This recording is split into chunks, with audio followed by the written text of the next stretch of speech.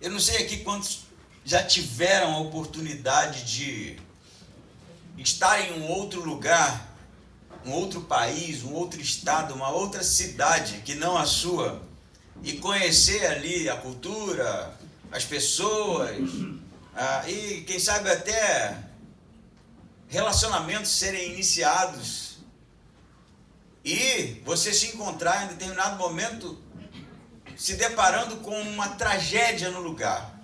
Isso já aconteceu comigo, de passar por uma cidade, de repente, por causa de uma chuva, de um acontecimento, uma enchente, você percebe então que as coisas não são mais as mesmas, mas apesar de você não ser morador de lá, o fato de você já ter estado naquele lugar, faz com que você se torne mais sensível àquele tipo de acontecimento, porque afinal de contas, você teve contato com aquelas pessoas, com aquela cultura, com aquela cidade. A John Foster, o ex-secretário de Estado americano, ele narra uma história bem interessante sobre um dia que ele, chegando em sua casa, encontra a sua filha chorando. E ela estava chorando por causa da invasão do Japão na cidade de Cantão, na China, naquela guerra sírio-japonesa, né, que aconteceu há muitos anos atrás, no ano de 1800 e pouco.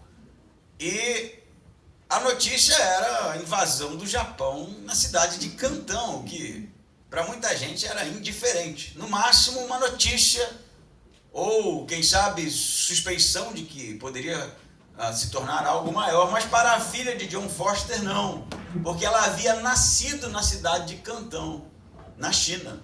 Então para ela significava uma escola conhecida, amigos que eram próximos e tantas outras experiências que ela viveu, que fazia com que ela tivesse realmente simpatia e se identificasse com aquela grande tragédia. Eu não vim aqui para falar para vocês sobre tragédias, mas sobre se identificar, justamente porque você estava lá, e no nosso caso, Deus estava lá. Abre então sua Bíblia, um livro, ou na carta aos Hebreus, capítulo 4. Eu vou aqui me posicionar nesse púlpito aqui diferente, né?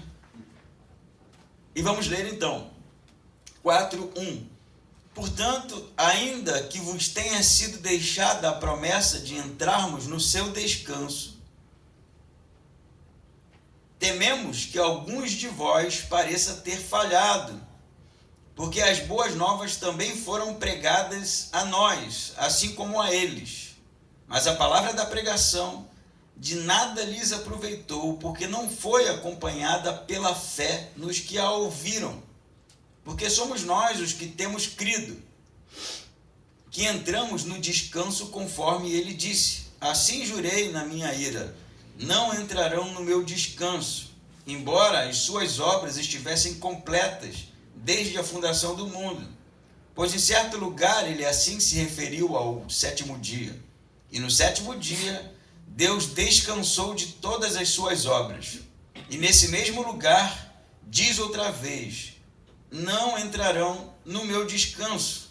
Portanto, visto que restam alguns para entrar, e aqueles a quem antes foram pregadas as boas novas não entraram por causa da desobediência, determina outra vez certo dia, chamado hoje, depois de passado tanto tempo, ao dizer, por intermédio de Davi, como já havia sido falado antes, hoje, se ouvirdes a sua voz, não endureçais o vosso coração, pois Deus não teria falado depois disso a respeito de outro dia, se Josué lhes houvesse dado descanso. Portanto, ainda resta um repouso sabático para o povo de Deus. Pois assim como Deus descansou de suas obras, aquele que entrou no descanso de Deus também descansou das suas. Em vista disso, esforcemo-nos por entrar naquele descanso, para que ninguém caia no mesmo exemplo de desobediência. Porque a palavra de Deus é viva e eficaz, mais cortante que qualquer espada de 2 gumes, penetra até o ponto de dividir a alma e espírito, juntas e medulas, e é capaz de perceber os pensamentos e intenções do coração. e não há criatura alguma encoberta diante dele. Antes, todas as coisas estão descobertas, expostas aos olhos daquele a quem devemos prestar contas. Portanto, tendo um grande sumo sacerdote, Jesus, o Filho de Deus, que entrou no céu, mantenhamos com firmeza nossa declaração pública de fé, porque não temos um sumo sacerdote que não possa compadecer-se das nossas fraquezas, mas alguém que, à nossa semelhança, foi tentado em todas as coisas, porém sem pecado. Portanto, aproximemo-nos com confiança do trono da graça, para que recebamos misericórdia e encontremos graça, a fim de sermos socorridos no momento oportuno. Amém? Nós vimos até aqui, não é, na nossa trajetória em Hebreus, a supremacia de Jesus sobre os anjos, a supremacia de Jesus sobre Moisés. E então, o final aqui do argumento do autor de Hebreus é a supremacia de Jesus sobre o sacerdócio de Arão. Ele está encerrando, então, a parte do texto, né, da sua exposição sobre Moisés e introduzindo o sacerdócio de Jesus. Mas um elemento aqui salta aos nossos olhos, que é o tão debatido descanso em Deus, que ainda resta, trazido pelo autor. Nós vamos falar sobre isso, mas é importante, então, nós percebermos que, nesse momento, o autor está juntando o tom do sermão de semana passada, da porção de semana passada, exortativa, para a atenção, para o temor, para o zelo, justamente para aquela igreja atentar sobre essas coisas, porque havia de fato um descanso a ser alcançado. Ele começa dizendo no versículo 1, por exemplo, que ele teme, não é, que alguns pareça ter falhado. O versículo, na verdade, 1, ele é um versículo um pouco problemático no que tange a questão da tradução, porque ele pode ser traduzido também no sentido de que aqueles crentes deveriam ter cuidado para que não parecessem estar falhando. É possível ser traduzido assim. Mas a nossa tradução, pelo menos a que eu tenho aqui, eu acho bem próxima do que o autor quis dizer, que é uma preocupação dele sobre aquela igreja, na verdade, quanto a alguns que, na perspectiva dele, estavam falhando ou pareciam estar falhando no entrar desse descanso de Deus.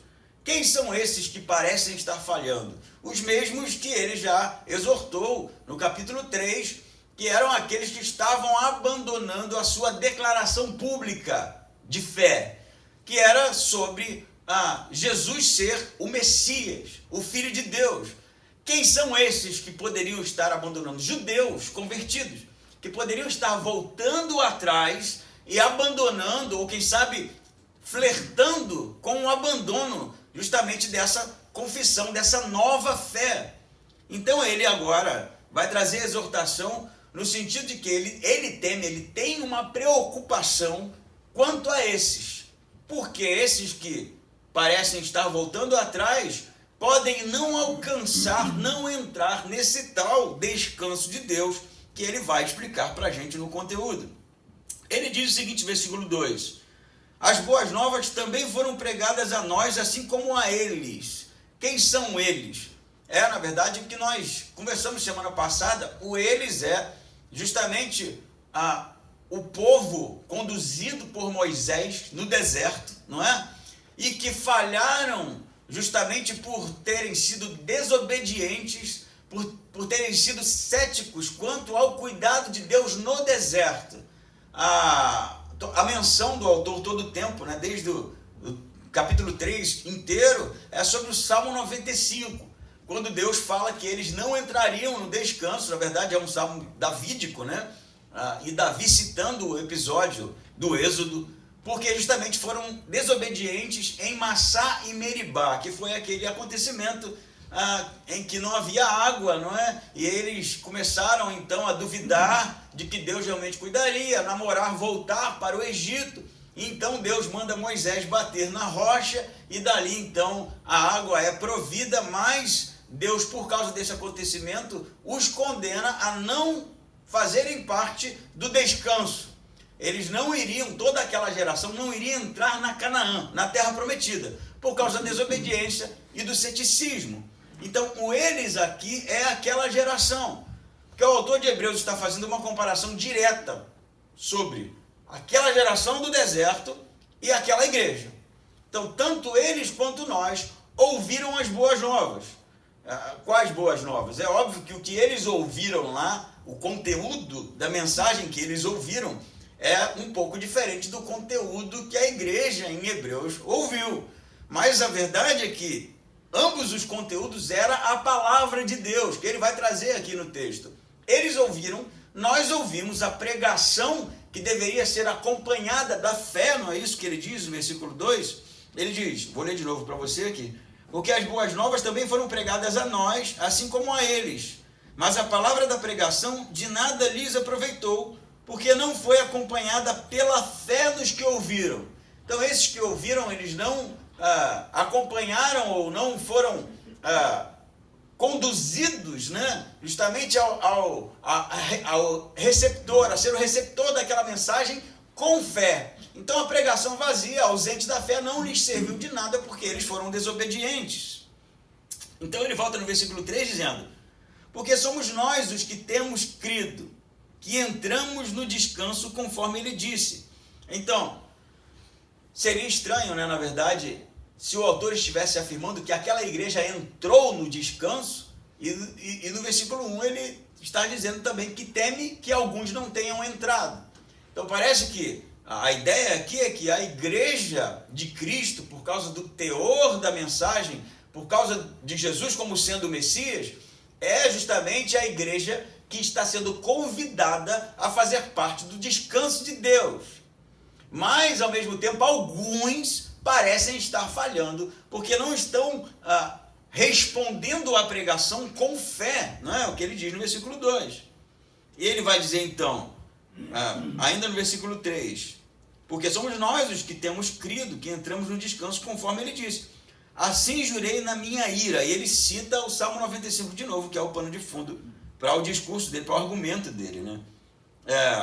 Assim jurei na minha ira, não entrarão no meu descanso, embora, o comentário dele, as suas obras estivessem completas desde a fundação do mundo, pois em certo lugar ele assim se referiu ao sétimo dia, e no sétimo dia Deus descansou de todas as suas obras. Então, para a gente entender o que é o tal descanso, o autor vai fazer uma comparação nesse sentido. Deus, no sétimo dia, descansou de suas obras. Isso vai estar na leitura ainda aqui que nós vamos acompanhar. E ele diz, esse descanso de Gênesis 2, capítulo 2, versículo 2, que foi quando Deus descansou da sua obra, ainda está à disposição. É um descanso que é de Deus, pertence a Deus, mas Deus oferece para que aqueles que estiverem com ele façam parte. O povo no deserto foi convidado a estar no descanso de Deus, mas falharam por causa da desobediência e do ceticismo, a falta de fé. E aí Deus diz então, não entrarão no meu descanso. Então o descanso de Deus não é só em Gênesis, capítulo 2, no que tange a questão da criação, mas é também sobre o deserto, tempos depois, no Êxodo conduzido por Moisés. Mas o argumento do autor é que não foi só isso, existe um outro convite, não é? Ele vai dizer, versículo 5 ainda, nesse mesmo lugar disse outra vez, não entrarão no meu descanso, está citando o Salmo 95. Ele diz no 6, portanto, visto que restam alguns para entrar, e aqueles a quem antes foram pregadas as boas novas não entraram por causa da desobediência, determina outra vez certo dia chamado hoje, depois de passado tanto tempo, ao dizer por intermédio de Davi, como já havia falado antes, hoje, se ouvirdes a sua voz, não endureçais o vosso coração. Então, Deus descansou do seu das suas obras, né? No sétimo dia. E é tão interessante a citação do autor, porque se você acompanhar todos os dias da criação, até o sexto dia, a criação ela é concluída com e houve tarde e manhã. O sétimo dia não há tarde e manhã, porque parece que o sétimo dia é algo santificado e por não ter um fim, né, aquele dia no texto bíblico, é um convite para que outros também façam parte desse descanso de Deus, dessa santificação de Deus. Ele vai dizer, Davi falou disso no Salmo 95, que é o que ele está citando. Só que Davi é muito depois de Moisés. Então, se o descanso que Deus disse, né, em que Deus disse que a geração do Êxodo não entraria, foi citado por Moisés anos depois, muitos anos depois, no Salmo, né? E Moisés é um rei muito posterior Davi é um rei muito posterior a Moisés, né? Já é um período monárquico. E Davi está citando de novo, hoje, se ouvirdes a sua voz, não endureçais o vosso coração. E o convite para o descanso. Qual é o argumento do autor? Ainda resta um descanso. Que descanso é esse? O descanso de Gênesis? O descanso que Deus ofereceu para a geração do deserto e que eles não entraram por causa da incredulidade. E esse descanso, segundo Davi, ainda está aberto. O convite ainda está aberto para que nós possamos fazer parte. Ele vai dizer, inclusive, no versículo 8, pois Deus não teria falado depois disso de outro dia se Josué lhes houvesse dado descanso. Por que Josué? Porque Josué foi aquele que conduziu o povo depois de Moisés, não é? E se o descanso fosse a terra prometida, Josué chegou lá. Eles conquistaram a terra prometida. E o autor está dizendo, não era a terra prometida. Por quê? Se fosse, Josué teria cumprido com a missão. E o povo estaria no descanso. Mas ele fala, no 9, portanto, ainda resta um repouso sabático, né? O descanso no sábado, quando foi o sétimo dia, quando Deus realmente descansou de suas obras, para o povo de Deus. Pois assim como Deus descansou de suas obras, versículo 10, aquele que entrou no descanso de Deus também descansou das suas. Isso é muito interessante pensar, porque a gente sabe, né, que Deus não se cansou para descansar, não nesses termos, né? E o que é o descansar de suas obras? Inclusive há um discurso na boca de Jesus sobre o sábado, na discussão com os escribas e fariseus, né? Ele diz, meu pai não descansa, nem eu. Não é isso que ele diz? Ele, na verdade, está combatendo essa concepção de que Deus realmente estava sentado em algum lugar, assim, não vou fazer mais nada aqui. Então, o descanso de Deus, segundo o autor de Hebreus, tem a ver com o cessar das obras, porque Deus havia completado a sua criação. No sétimo dia, tudo era bom.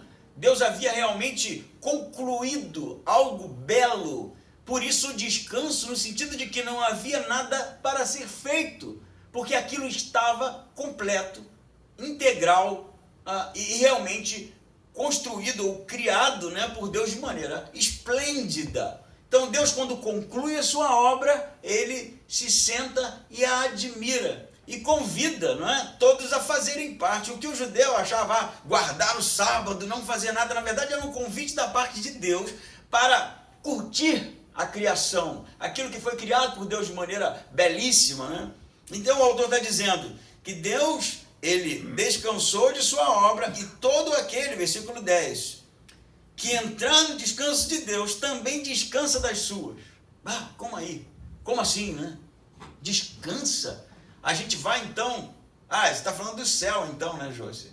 Quando a gente chegar no céu a gente vai descansar. Não! Porque o discurso do autor é, hoje, se ouvirdes a voz de Deus, ele na verdade vai dizer no capítulo 3 que é o Espírito Santo quem diz isso, né? Não endureçam o coração, porque falta um descanso, resta um descanso. E ele vai concluir, então, no versículo 11, em vista disso, esforcemos-nos para entrar naquele descanso, para que ninguém caia do mesmo exemplo de desobediência. Pois então, você deve estar se perguntando, mas que descanso é esse, né? Afinal de contas, do que você está falando? Muita calma, né? Mas o que eu posso adiantar para você, porque o autor ainda não concluiu seu argumento, é que realmente existe algo da parte de Deus. O descanso, segundo o autor, que Deus oferece desde antes da fundação do mundo, porque suas obras já estavam concluídas antes da fundação do mundo, ele sempre esteve à disposição. Aquela geração do deserto não entrou porque não creram, porque realmente não confiaram em Deus. E Davi está trazendo no Salmo 95 o convite.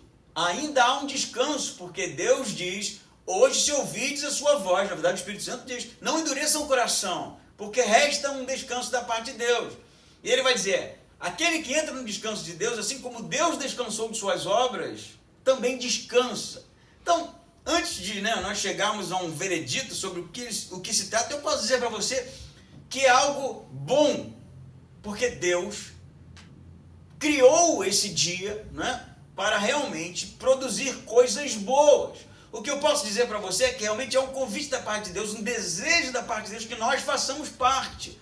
O que eu posso dizer para você é que realmente é algo completo, pleno, que fecha o ciclo, quem sabe, de algo que estava sendo produzido. Mas eu posso dizer para vocês que sem fé é impossível. A pregação que você ouve, se não for acompanhada da fé e da obediência, porque esse foi o problema do povo no Egito, é o impedimento. Não é que Deus não queira, é que Deus realmente faz com que o ticket, ou exige que o ticket para fazer parte do descanso dele, seja a fé obediente. Não é isso que ele diz aqui? E o que é uma fé obediente? É da mesma forma que Deus esperava que o povo no Egito confiasse na provisão dele. Era isso que estava acontecendo lá. O povo do Egito confiasse na provisão dele. Essa igreja também. Não era simplesmente dizer uma coisa em público, não era simplesmente fazer parte daquele movimento que estava acontecendo, mas era, apesar da opressão da comunidade judaica sobre esta igreja de hebreus cristãos, judeus cristãos, apesar da opressão, apesar de toda a perseguição que eles poderiam estar sofrendo, era necessário confiar em Deus, ter fé, no sentido de obedecer e descansar, não no sentido sabático ainda, mas descansar que a provisão e o cuidado de Deus viria. E o que não fosse isso seria incredulidade. Porque não foi isso que aconteceu no Egito. Não temos água, Moisés. E mesmo Deus dizendo que iria prover, eles não acreditaram. Mas eles não acreditaram depois de ter inúmeras experiências quanto à provisão de Deus. E isso, de certa forma, deixou Deus.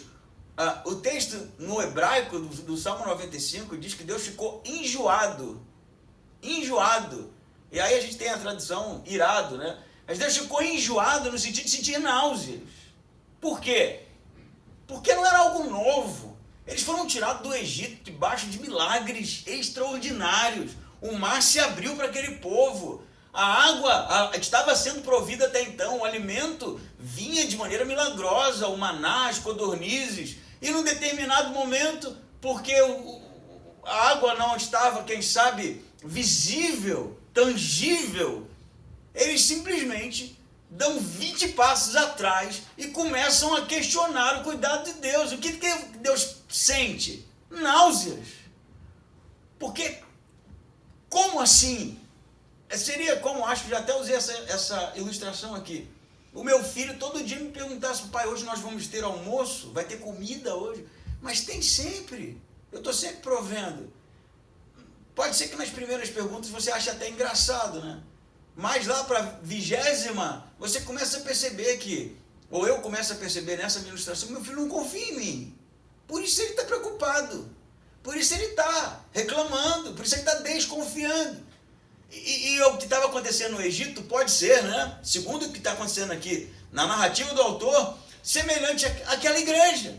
Uma igreja que já tinha, quem sabe, compartilhado da pregação da fé, do testemunho de pessoas que viveram a experiência da ressurreição de Cristo, que realmente viveram algo extraordinário, conduzidos pelo Espírito Santo. E agora, no momento de opressão, como falei, de perseguição, eles voltavam atrás e começavam a, quem sabe, como Pedro, eu não conheço. Não foi assim com Pedro? A gente, né, tem até cuidado para mexer com isso, porque Pedro foi um coluna da igreja, né? Mas Pedro também voltou atrás. Os discípulos voltaram atrás no momento do medo. Mas depois Jesus ressuscita, né, e os traz de volta. E pode ser que nessa igreja o que estivesse acontecendo era justamente por causa da comunidade judaica, né, e tudo que eles estavam perdendo. Isso é importante. Tudo que eles estavam perdendo no que tange ao respeito da comunidade judaica, ao cuidado da comunidade judaica, às amizades e quem sabe até a recursos financeiros, fosse justamente o motivo para eles começarem agora a duvidar de que Deus realmente poderia cuidar deles. E isso é verdade muito para nós. Porque o hoje do autor, se ouvides a voz de Deus, é hoje também. Esse hoje não está limitado a um período histórico. É um convite de Deus para todo o sempre, até a conclusão, né, da restauração desse mundo. Esse hoje continua valendo para confiar, para realmente depositar nele as nossas expectativas, a nossa esperança e sermos pessoas crentes que realmente depositam nele a nossa fé. E a fé aqui não é dizer coisas. Não adianta, nesse texto, falar que era sobre simplesmente algo que poderia ser dito, porque no primeiro século, sendo judeu, você não poderia dizer que Jesus era o Messias sem sofrer perseguição. Então não era só dizer, a confissão de fé deles era acompanhada de perseguição. A gente pode não ter esse tipo de perseguição hoje, quando você diz que Jesus é Senhor da sua vida ou algo do tipo. Mas a gente pode muito bem, quem sabe, viver uma espécie de cristianismo que ele tange a confiança em Deus, mas no final da história o nosso coração desconfia de que Deus vai cuidar mesmo e que vai fazer as coisas da melhor maneira possível. Pode ser que este seja o ponto para nós, porque a gente não vai, eu acredito, não aqui em Timbó, pode até ser que aconteça, né? Alguém, você é crente, né? E você, né, mais ou menos, com medo, mas não vai ser muito o nosso pano de fundo nesse momento. Mas a questão de confiar que Deus é que tem o cuidado e entregar para Ele justamente os nossos anseios, né? As nossas frustrações, e a gente com isso se aproximar dele em fé e obediência, que é o que ele cita aqui, é o grande X da nossa questão. Portanto, precisamos, né, para que possamos entrar no descanso de Deus, aceitarmos o convite de Deus para sermos homens e mulheres de fé, que confiam, que não abandonam, que estão próximos, que estão juntos, que estão realmente priorizando as coisas de Deus. Amém? Amém. Vamos ler mais aqui. Versículo 12 ele diz, parece, né? Eu já vi tanto sermão que prega o 12 até o 13 só, né? E pode ser feito, né? Mas não é parte do... Não, você tirando essa porção, o argumento do autor ele fica realmente prejudicado aqui. Porque ele vai dizer no versículo 2 o seguinte, porque a palavra de Deus é viva e eficaz, mais cortante que qualquer espada de 2 gumes, penetra até o ponto de dividir alma e espírito, juntas e medulas, e é capaz de perceber os pensamentos e intenções do coração. Por que ele está falando isso aqui? É uma pergunta que a gente precisa... Porque parece que é algo solto, né? A gente acaba pensando que é uma literatura sapiencial, em que ele inicia um tema e agora já, como um Salmos, um Provérbios, agora começa outra coisa. Não, ele está falando da mesma coisa ainda. Então, nesse momento, ele está dizendo que a palavra de Deus, que palavra de Deus é essa? Ele está falando da Bíblia como nós conhecemos, porque eles não têm a coleção de livros como nós temos. Pode até ser que a igreja em Hebreus conhecesse, né, algumas das cartas, mas eles não tinham a coleção. Então a palavra de Deus aqui pode ser uma referência ao Salmo 95, que ele está citando o tempo todo. A palavra de Deus pode ser uma referência à pessoa de Cristo, que é a revelação máxima para ele, do plano e de quem Deus é. E a palavra de Deus pode ser tudo aquilo que vem de Deus, inclusive a sua carta para aquela igreja. Mas o que ele diz sobre a palavra de Deus é importante. Ele diz que ela é, a comparação dele, como uma espada de 2 gumes, né? Então, uma espada que ela corta dos 2 lados da lâmina e ela é extremamente invasiva. Não invasiva no sentido negativo, mas porque ela tem condições de penetrar, né, no mais fundo e perfurar segurar qualquer tipo de armadura. Essa é a comparação aqui.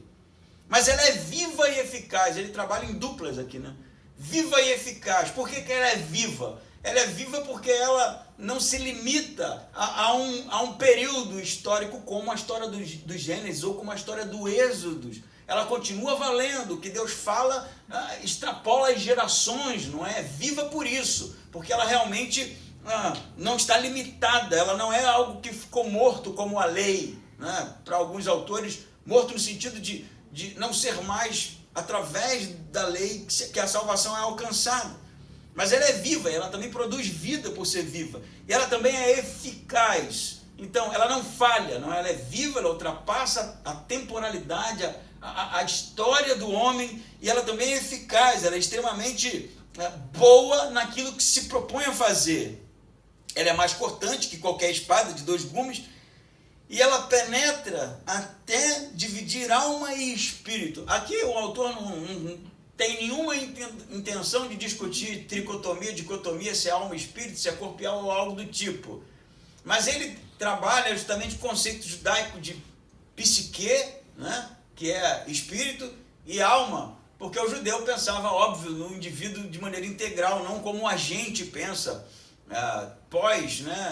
filosofia grega, mundo grego, nessa divisão substância, não substância ou algo do tipo.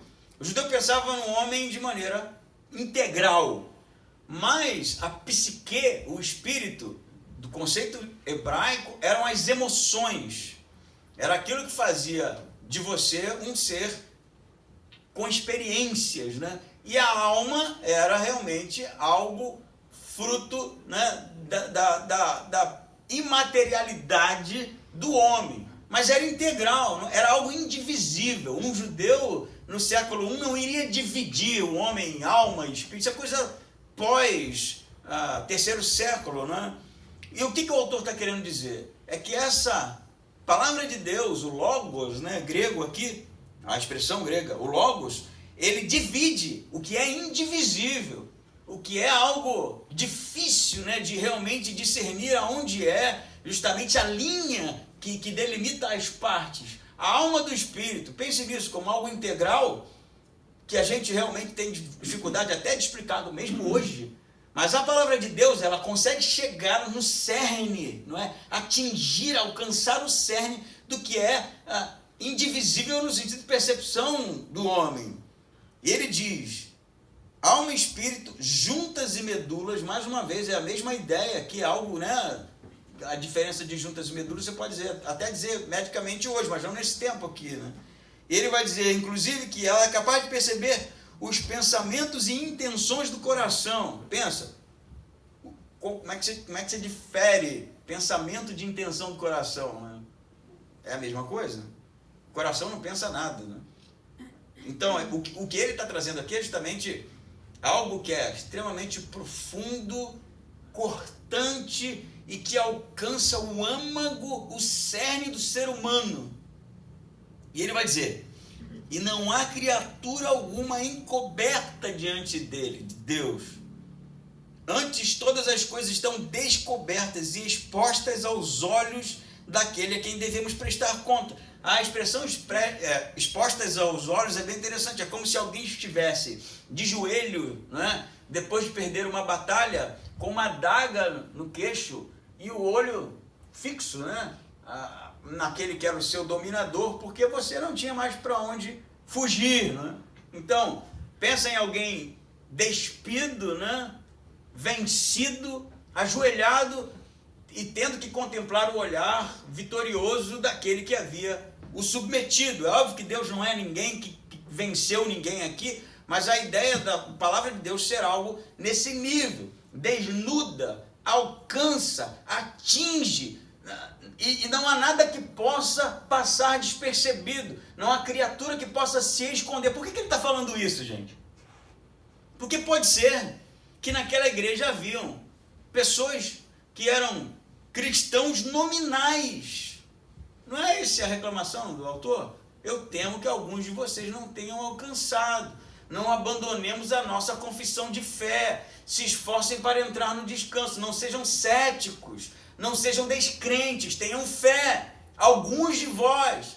E o que ele está dizendo é, embora ele não possa apontar o dedo para pessoas naquele lugar, o que ele vai dizer é, não dá para se esconder de Deus. Porque a palavra de Deus, ela vai chegar no teu coração, querendo você ou não querendo você. O que ele está dizendo é, um dia todos prestaremos conta. E não há criatura que se encubra. E convenhamos, né? Eu poderia fazer tantos apontamentos aqui, mas se isso estava acontecendo na igreja, e alguns realmente estavam tendo uma vida dual, não, uma vida dupla, o que esse autor está dizendo é, não se engane, porque você pode até disfarçar. E as pessoas podem até não identificar, mas Deus conhece seu coração e não tem como se esconder dele. E quantas vezes eu, vou falar de mim mesmo, né? Me lembro disso, até comentava com a Lidiane um dia desse, dando algumas risadas, né? Agora, depois dos 47, eu comecei a viver uma vida bem nostálgica, né? Lembro de algumas coisas do passado e fico morrendo de rir. Quantas vezes eu não estive no banco da igreja e aquele sermão que falava para mim, eu disfarçava, eu puxava assunto, eu ia ler outra coisa. Quantos? Eu me lembro disso. O pastor começava e eu pensava, é uma coisa muito automática. Cara, lá vem. E aí eu, fulano, e aqui, né? Um lá, um aqui, né? E a gente acha que engana Deus. Fingindo. Quem sabe que Deus não está falando com a gente.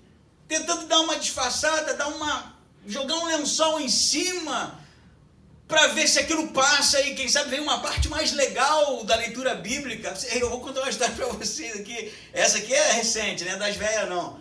Das velhas experiências, né? Eu durmo ouvindo a Bíblia falada, né? Não é porque eu sou um santarrão, não. É porque eu gosto mesmo. Ainda mais quando o narrador fala, Mateus, capítulo. Eu já tô... É bom aquilo, cara. Teve um dia que eu estava meio tenso e acordei de madrugada. Mas eu acordei, cara, numa hora que o autor estava lendo Jeremias. Mas era uma pá de chamada, porque eu estava ainda meio dormindo, meio acordado. Eu achei que estava falando comigo. Estou falando sério contigo. Eu fiquei apavorado. Eu fui pro banheiro e pensei, cara, o que eu estou fazendo de errado? Porque aquilo, eu sei que você está me entendendo. Eu estava num estado meio sonolento ainda, e como o cara estava falando, a voz lá dá muita ênfase em algumas passagens, né? Ele estava bem empolgado na passagem. Desobediente, o texto de Jeremias é bem tenso, né? E aquilo, cara, me deixou apavorado. Falei, caramba. E depois eu falei, cara, que viagem. Eu vou parar de botar Jeremias, eu vou botar Provérbios, dar mais, né, tranquilidade para dormir. Esse Jeremias é muito tenso. Mas pode ser que muitas e muitas vezes isso aconteça com a gente. A gente não está como Deus gostaria e a gente fica tentando disfarçar, enganando, quem sabe, Deus, com as nossas interpretações, com a nossa vista grossa, quem sabe com um olhar meio de óculos escuros, né? E a gente muda de assunto. O que o autor está dizendo para ele, para com isso. Não tem como se esconder de Deus. Não tem como se esconder da palavra. E aqui, gente, não é se esconder de Deus no sentido de ser julgado, execrado por Deus. É no sentido de ser alcançado por Deus.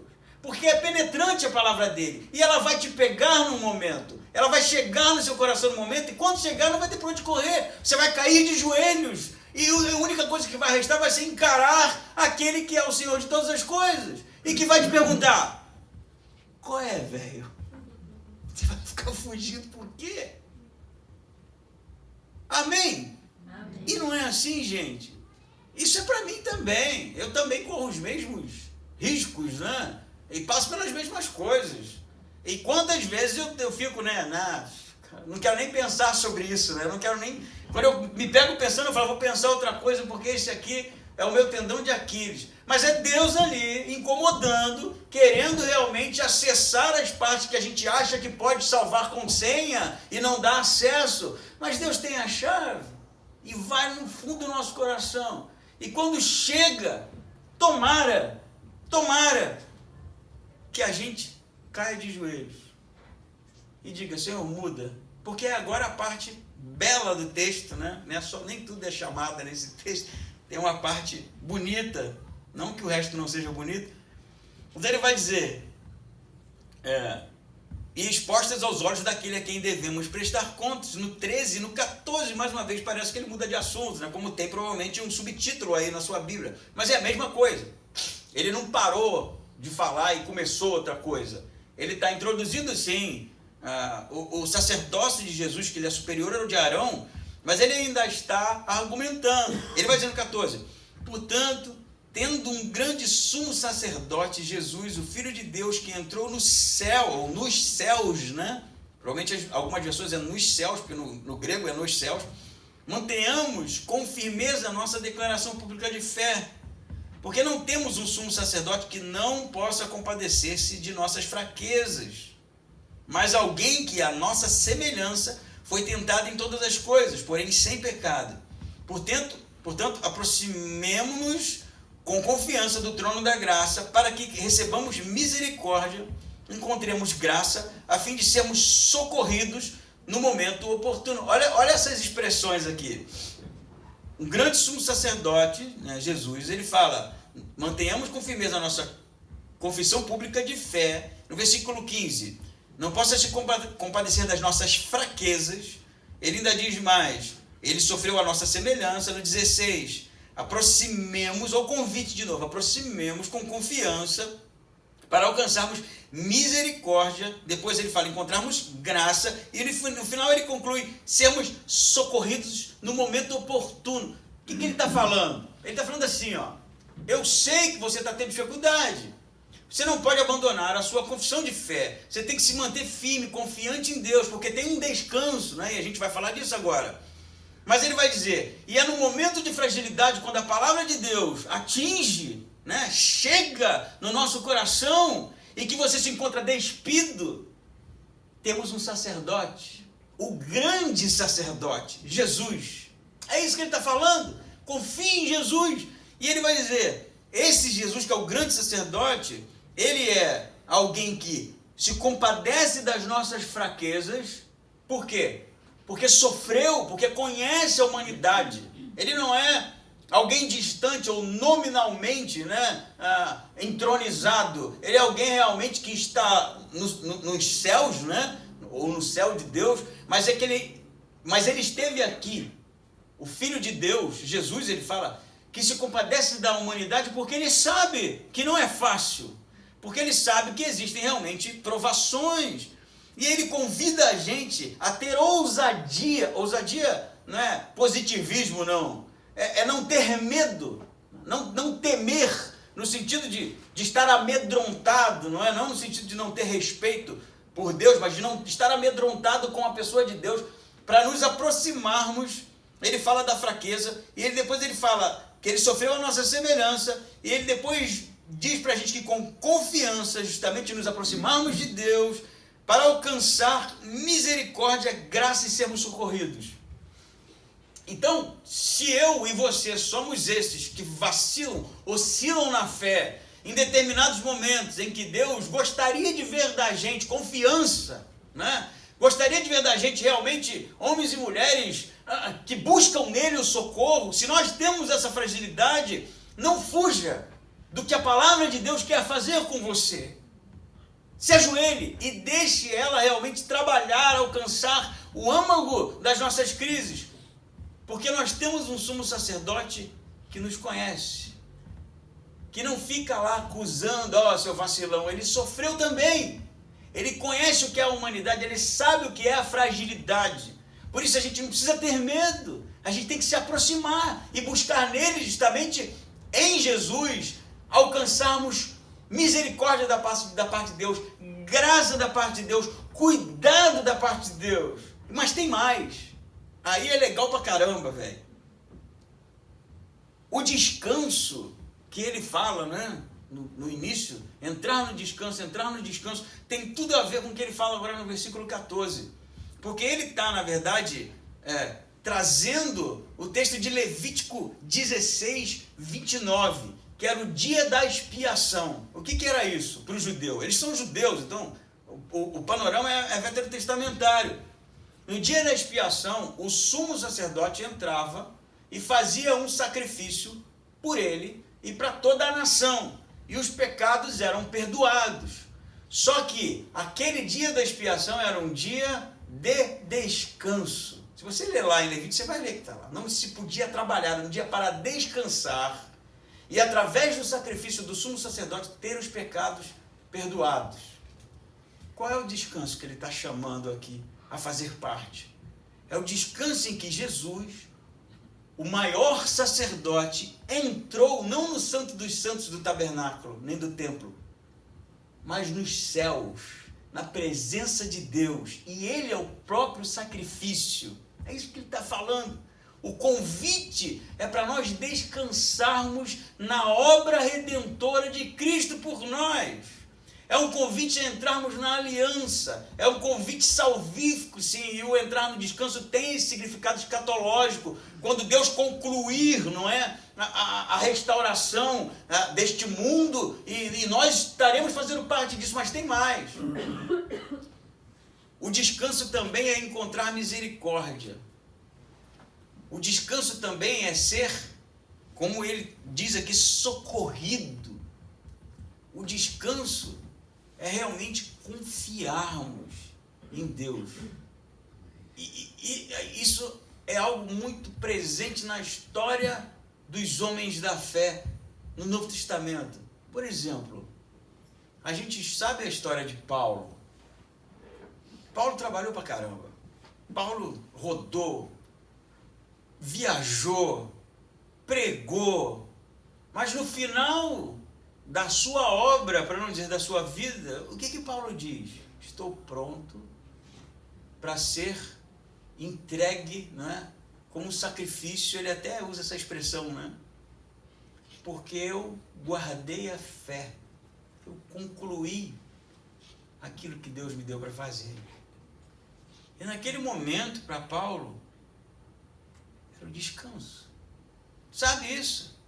Deus conclui a sua obra e descanso, está completo. O convite do autor de Hebreus é para fazermos parte da aliança, sim, é para fazermos parte da redenção, da salvação que Deus tem para nós, sim, mas é realmente para nós entendermos que há algo de Deus para nós, para ser concluído, e depois disso descansar nele. Porque está feito.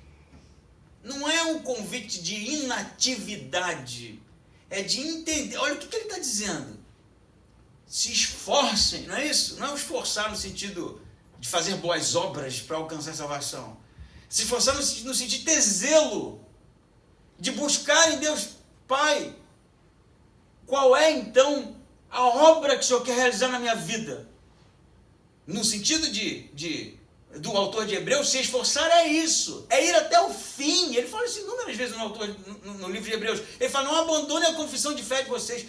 Vocês precisam ir até o fim, vocês precisam entrar no descanso, porque entrar no descanso é concluir a obra e descansar. E que obra é essa? É aquela que Deus tem para nós. Mas qual é o problema? O problema é estar na comunidade sem propósito. E é óbvio que a primeira perseguição te pega, meu amigo. Não tem propósito, não tem nada. É só um discurso vazio, é só uma coisa que se disse. Não tem poder sobre a nossa vida. Então, é necessário, e que isso seja levado muito a sério, nós buscarmos fazer parte do descanso que Deus tem para nós. Esse descanso é salvífico? É escatológico, é no final dos tempos? É. Esse descanso é no sentido de realmente ser algo bom, prazeroso, como a gente sai de férias, né? Eu vou descansar agora. Tem esse significado também. Mas principalmente, que seja a conclusão de uma obra dada por Deus. Como crentes, como igreja, eu entendi. É isso que Deus quer de mim. Então eu irei até o fim. E quando você chegar no final, você vai poder dizer como Paulo, concluir. Aqui está, Senhor, o meu sacrifício como libação, ele vai dizer. Porque a obra está completa. Se você está pensando aí, mas o que é que Deus quer para mim? Essa pergunta precisa ser respondida por você. Porque você precisa buscar em Deus o propósito dele para a sua vida. E depois de concluída, descansar, o descanso de Deus, o descanso sabático que Deus ofereceu para nós desde antes da fundação do mundo. Amém? Amém. Vamos ficar em pé e orar?